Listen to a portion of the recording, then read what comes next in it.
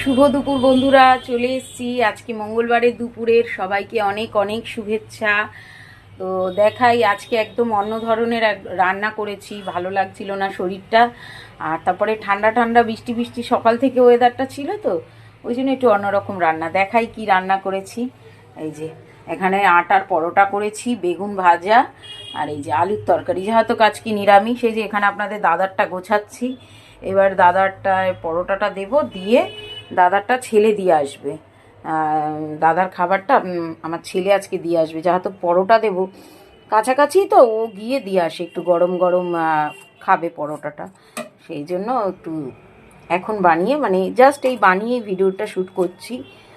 তো বন্ধুরা, আমার ভিডিও আপনাদের কেমন লাগছে অবশ্যই জানাবেন। যদি ভালো লাগে তাহলে অবশ্যই একটা লাইক, একটা কমেন্ট করে আমার পাশে থাকবেন, আমাকে ভালোবাসা দেবেন।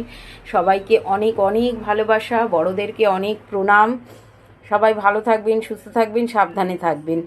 আর ঠিক বিকেল 5:30টায় দেখা হবে, লাইভে চলে আসবো, জমিয়ে আড্ডা হবে। সবার কিন্তু আসতে হবে, কেমন? খুব সুন্দর আড্ডা হবে আজকে। ভালো থাকবেন সবাই।